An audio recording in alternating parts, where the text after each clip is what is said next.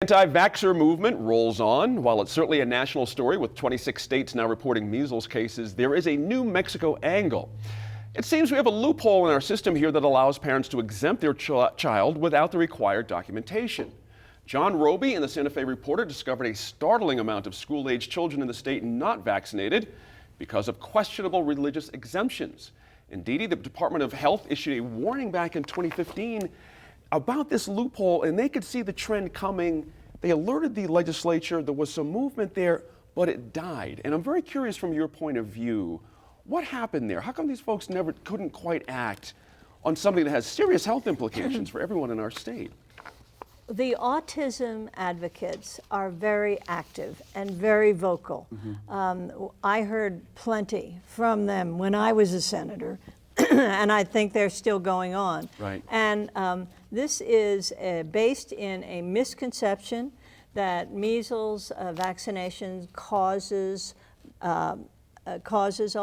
Right. The data is not there except on extremist websites, and parents of autistic children are desperate for an explanation, and they are willing to believe almost anything. But I think that our health department needs to stand up for public health. Right. And they are even lax in applying the existing law and allowing all kinds of exemptions, even when people write in that this is a religious objection, when it's clearly just a philosophical view. That's right. And the legislators themselves are kind of afraid of this vocal minority, as the health department is, of getting sued. They should stand up for data. They should stand up for public health, because it only takes one or two kids to have measles, and then it infects half of a school that doesn't have immunization. In the quarantine business, it's a big mess, absolutely big mess. You know, Daniel, APS says they have a 93% immunization rate, but no plan in case there's an outbreak. And my take on it is a lot of school systems here don't have a plan, in fact, beyond saying, well, we'll send some notes home with the parents. What can you do? Because by the time the school finds out that a kid's got the measles, they've already infected everybody. That's a fair point. Right? So, I mean, do you start saying, hey, the minute someone coughs, we're kicking you out of school? So, I mean, at some point, this harkens back to personal responsibility, right? I mean, at some point, you have to be responsible for your children, ensuring that they have the proper health, and that you're also cognizant of what you're doing to the children, the people around you. But is that not an educational issue? And who is that person to teach those parents the severeness of this? So I would tell you this, and I'm, for fear of being hammered by someone if I choose my words incorrectly, I don't think education is the problem. I don't think these are not uneducated individuals that are from the hinterlands that don't know what's going on. Most of these people are extremely educated, highly educated. They're making a decision. So so clearly it's not an educational matter, right? It's a philosophical matter. And again, I think it just harkens back to, and Dee Dee's right. We have rules in place, follow the rules. And if you don't like the rules, change the rules. And change the rules correctly. But at the end of the day, we got to remember, not only is it your right to have freedom, it's my right to be safe from your bad choices with your freedom. Yes, and we're not protecting people. That's a good point there. Interestingly, when you think about... By the way, I'm going to get 100 letters now about this. You know what's going to happen. Because I'm supposed to be the one guy on here that's telling everybody all about conservatives. The government's got tinfoil on our heads. So. Interestingly, the Journal North did a story about the Waldorf School up in Santa Fe that has over half of its kids are exempt. Over half.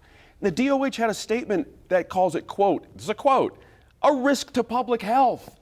With those kind of percentages. This gets to Dee Dee's point. Well, why is the DOH not out there with a big giant neon sign saying, we need to do better at this, folks. This is a real problem for all of us here. It's crazy. I think some of the reasons, a lot of this seems like it's a lot of political tightrope walking. To Dan's point, we have to be careful about what we say and how we say it, especially when it comes to issues like this. And I think part of the issue is that this is really a public health issue more than a personal issue. This is not something that's really that much about personal freedom so much as it's about public health. And there is a responsibility on the part of the parents to take care of their own children, their own family. right. But there's a greater social responsibility as well. This is not a decision that only impacts you and your family. It's a decision that impacts many other people. And so, But let me ask you this. Dee Dee made reference to this. Someone's afraid of someone here. Something's not making sense, meaning... Because these folks can write letters and send emails mercilessly. I guess They will it's show up gotta and be. sit in a committee Right. hearing That's for right. 5 days. They will Right. hunt you down. They will holler at you. They will show up at every event. Really? They will. Yes, they are. And they're your constituents. And they will remind you. They should be ignored Right. because of that, exactly. Go pick up on that, Laura, if you would. Again, this is a fairly cut and dry deal, it seems to me, from DOH. And then also, I'd like you to pick up in the time we have left, the examples in the Stanford report of the handwritten note exemptions. That is unbelievable to me how DOH just passed these things through and just rubber stamped them. Something's up there about the DOH thing that's not quite right. Well, What's your sense of it? obviously somebody needs to go back and look at policies and procedures Right. and make sure that you tighten up what those exemptions look like Right. and how you're going to allow those waivers. To the issue of why isn't DOH down there, first of all, I have no idea how they would not know about this, Right. but it's good reporting to have somebody actually have uncovered this, and now that right. it's out there, That's right. it's like unringing a bell. But I would not expect DOH to raid the place.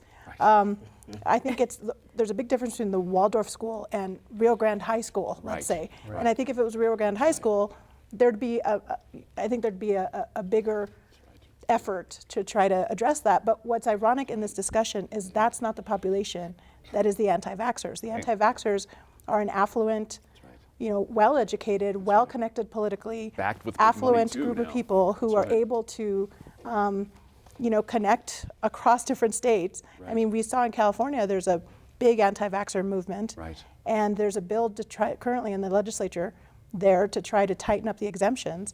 And you have these, actors and major megastars and political dynasty types, Bobby Kennedy Jr.